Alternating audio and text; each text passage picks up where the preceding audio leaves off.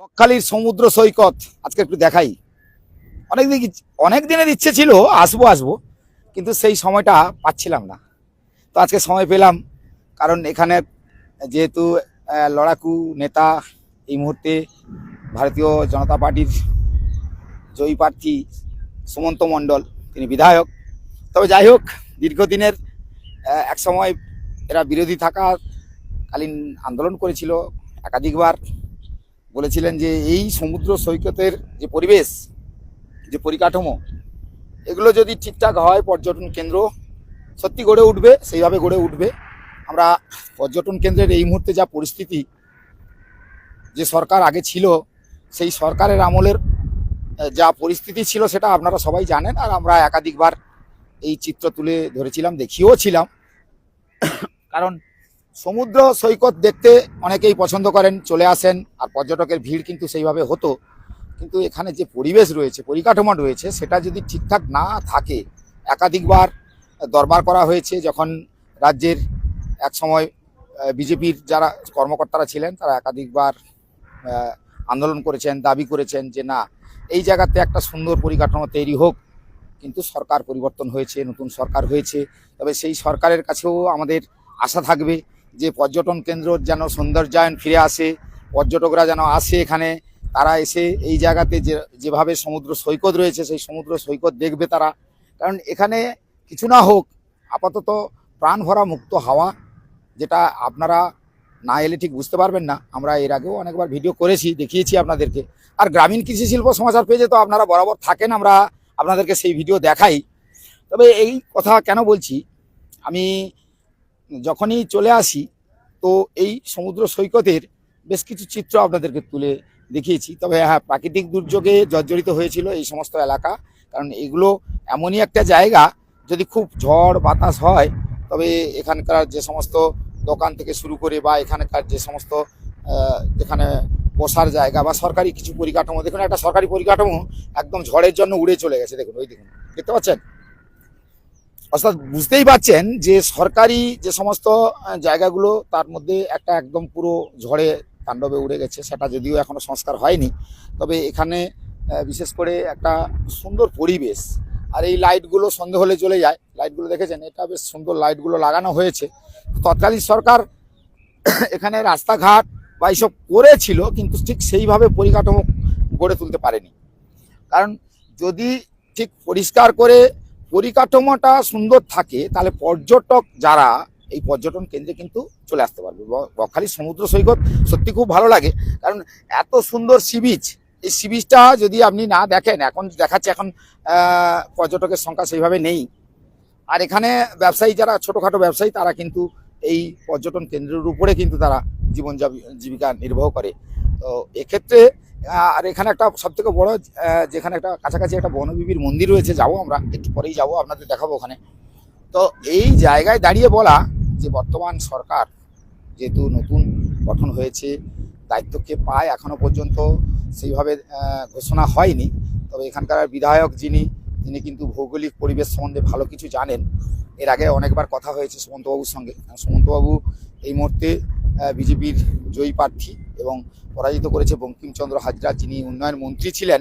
তো সেক্ষেত্রে উন্নয়ন মন্ত্রী হিসাবে যে কাজ করার কথা ছিল বঙ্কিমবাবু সেইভাবে করেনি, যার ফলে আজকের এই অবস্থা। না হলে কিন্তু এটা অনেক সুন্দরভাবে হতো, যেখানে পর্যটকরা এসে তারা এখানে পাশাপাশি একটা বন দপ্তর রয়েছে, সেখানে বেশ কিছু হরিণ কুমির ছিল। ইদানিং কালে আর কিছু নেই।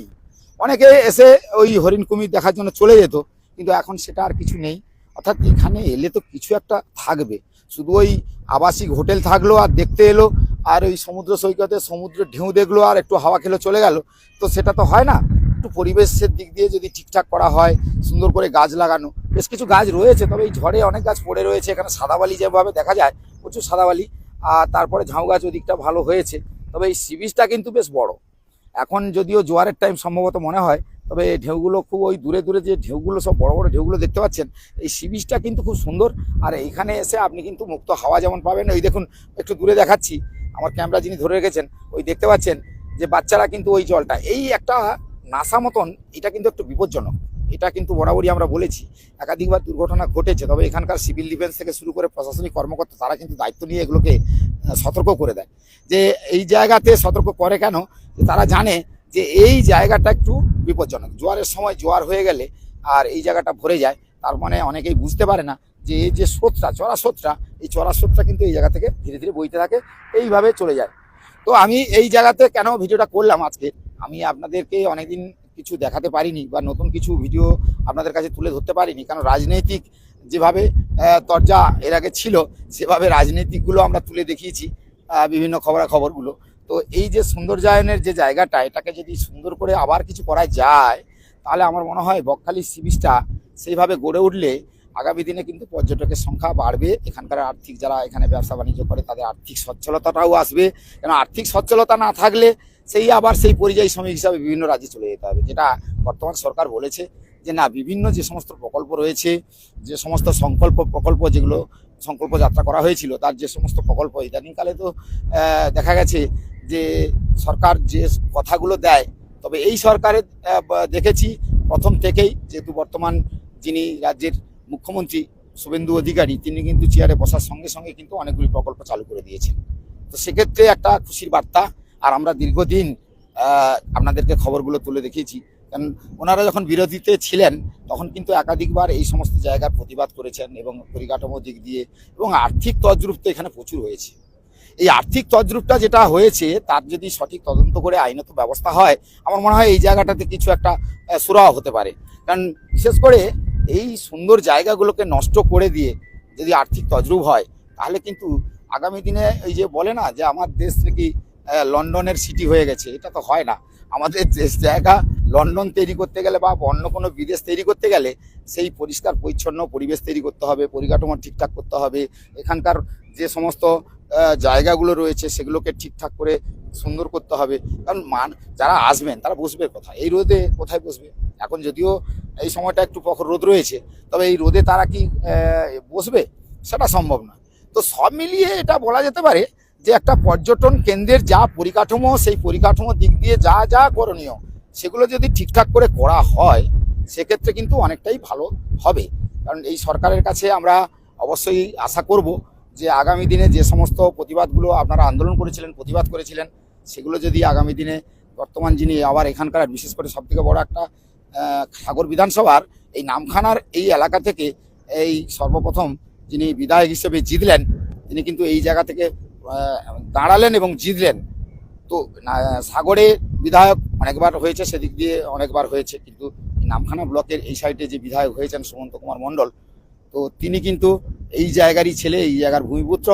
তবে ওনার কাছে যেহেতু উনি বিধায়ক, ওনার কাছে আমি সেই হিসাবে আমরা গ্রামীণ কৃষি শিল্পও আমরা আবেদন করব যে পরিকাঠামোগুলো ঠিকঠাক করে তৈরি করা হোক এবং পর্যটকরা আসুক, এখানকার এলাকার মানুষের আর্থিক সচ্ছলতাও বাড়ুক, তারা কর্মপাত, এগুলো সব দরকার। এগুলো না করলে আগামী দিনে এই সি বিচ তো বরাবরই থেকে যাবে, আমি আপনি চলে যাব, কিন্তু সি বিচ আমাদের প্রজন্ম, আরও প্রজন্ম যারা আসবেন তারা কিন্তু এই জায়গাতে বরাবরই আসবেন, তারা দেখবেন, এইগুলো গড়ে তুলতে হবে। তবে যাই হোক না কেন, সি বিচের এই অংশটা আর এখন তো হালকা মেঘ রয়েছে, তবে রোদের একটা প্রখরতাও রয়েছে। তো সব মিলিয়ে ভিডিওটা আজকে এই পর্যন্ত করলাম। পরবর্তী ভিডিওতে নিশ্চয়ই আপনাদেরকে এই বনবিবির মন্দির যে এখানে রয়েছে তার একটা গল্প নিশ্চয়ই আপনাদের শোনাবো, দেখাবো। তবে ভিডিওটি কেমন লাগলো লাইক কমেন্ট শেয়ার করে অবশ্যই আমাদের জানাবেন। সবাই ভালো থাকবেন।